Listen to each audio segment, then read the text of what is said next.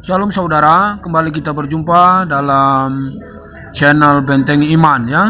Kali ini kita melihat ada kontroversi mengenai film The Only Son ya, yang menjadi masalah karena film ini sebenarnya film versi Kristen, tetapi pemutarannya ditolak oleh anggota DPR yang ada di Indonesia. Dia katakan tidak sesuai dengan Al-Quran. Nah, ini yang menjadi aneh ya, tentu tidak sesuai Al-Quran karena film ini diproduksi di Amerika, negara yang mayoritas Kristen, negara yang memiliki penduduknya itu mayoritas Kristen, dan tentu film mereka produksi berdasarkan Alkitab karena di situ dikatakan Abraham mengorbankan Ishak. Nah, sedangkan menurut DPR ini Abraham mengorbankan Ismail.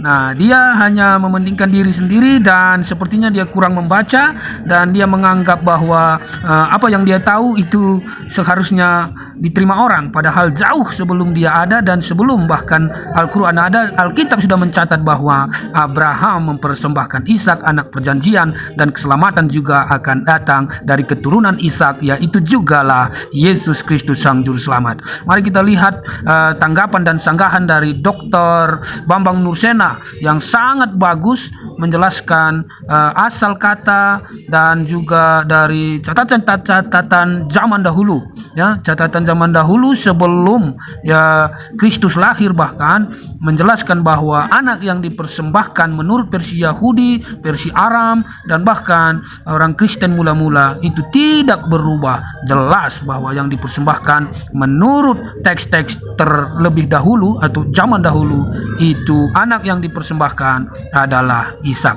Mari kita tetap belajar dan melihat dari kebenaran yang sesungguhnya. Kita coba lihat polemik ini saudara, agar kita tetap berpikir positif dan memiliki iman yang kuat. Hanya karena di film His Only Son, Nabi Ibrahim diperintah mengorbankan Ishak versi Kristen, bukan Ismail versi Islam, bukan berarti filmnya harus di take down, Pak. Indonesia bukan negara Islam, Pak. Kristen juga agama yang diakui di negara ini, dan adalah hak asasi umat Kristen untuk menikmati film kisah Nabi Ibrahim versi agama mereka. Kalau Bapak tidak setuju, cukup tidak usah nonton, Pak. Kalau sampai di take down filmnya, itu sama saja menindas hak asasi umat minoritas. Kalau sekarang film dilarang, lalu nanti apa kitab Injil mau dilarang juga? Karena isinya Nabi Ibrahim mau sembelih korbankan Ishak tidak sesuai dengan versi Islam, Pak. Wow, ini sangat luar biasa sekali teman-temannya. Bagaimana tadi seorang Bang Permadi Arya alias Abu Canda menyampaikan pesan menohok ya untuk seorang Aceh Hasan Sadzili, yaitu anggota DPR RI yang meminta agar film His Only Son diberhentikan penayangannya di Indonesia. Only Son dihentikan, anggota DPR tidak sesuai dengan ajaran Islam. Ini dari berita yang gue ambil. Sebelumnya gue jelasin dulu background dari film His Only Son. Direkturnya adalah orang Amerika Serikat, teman-teman. Jadi film ini tuh bukan produk asli Indo. Jadi bukan film Indo gitu ya. Tapi ya dia emang tayang di Indo ya, sebagaimana film internasional tayang di Indonesia aja. Teman-teman bisa cek ini filmnya asalnya dari negara mana. Yang ingin gue komentari adalah kalau alasannya adalah film His Only Son tidak sesuai dengan ajaran agama Islam, justru ya pasti nggak sesuai. Karena kan ini memang film agama Kristen. Coba deh, kalau misalkan ada film Hindu atau film agama Buddha terus gak sesuai sama ajaran Alkitab, ya pasti emang gak sesuai, kan itu film agama mereka. Negara ini kan agamanya banyak, emang majority Muslim, and we respect each other. Tapi justru hal-hal seperti ini yang membuat kita gak respect each other gitu loh. Lembaga penyiaran yang jelas-jelas ngurusin film sebelum tuh film tayang aja, accept aja this movie. Justru yang jadi pertanyaan, kalau di film tentang agama Kristen tapi tidak sesuai dengan Alkitabnya, malah sesuai dengan Al-Quran atau kitab-kitab yang lain. Paham kan ya maksud gue, teman-teman? Kecuali dalam undang-undang penyiaran tuh ada disebutkan bahwa semua film yang tayang di negara Indonesia harus mengikuti ajaran agama tertentu. Contoh misalkan Kristen, Islam, Katolik, Buddha atau apa. Itu kan berarti menunjukkan bahwa Indonesia adalah negara agama ini. Sementara Indonesia itu agamanya banyak, gak cuma satu aja nih. Jadi saran gue sebagai anak muda, sebaiknya politikus atau siapapun yang berkuasa lebih bijak dalam menanggapi hal-hal seperti ini. Kalau versi film ini bertentangan dengan ajaran agama Islam, mungkin dia kurang belajar agama Islam sendiri. Karena dalam Islam tidak ada versi tunggal tentang siapa putra Ibrahim yang dikorbankan. Al-Quran sendiri tidak menyebutkan nama anak yang dikorbankan itu. Di dalam Al-Quran hanya dikatakan fabasyarnahu bigulamin halim. Sesungguhnya Tuhan telah menggembirakan dengan Ibrahim seorang anak yang amat sabar. Dan anak yang amat sabar ini tidak disebutkan namanya. Tentu sebagai seorang non-muslim saya tidak boleh terlalu jauh mencampuri tafsir agama Islam.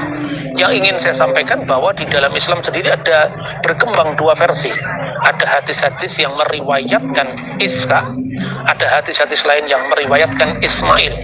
Meskipun di Indonesia versi Ismail ini lebih populer dan lebih dianut banyak orang, tetapi tidak mengurangi fakta bahwa di Islam sendiri kontroversi tentang Ismail atau Iska itu belum selesai.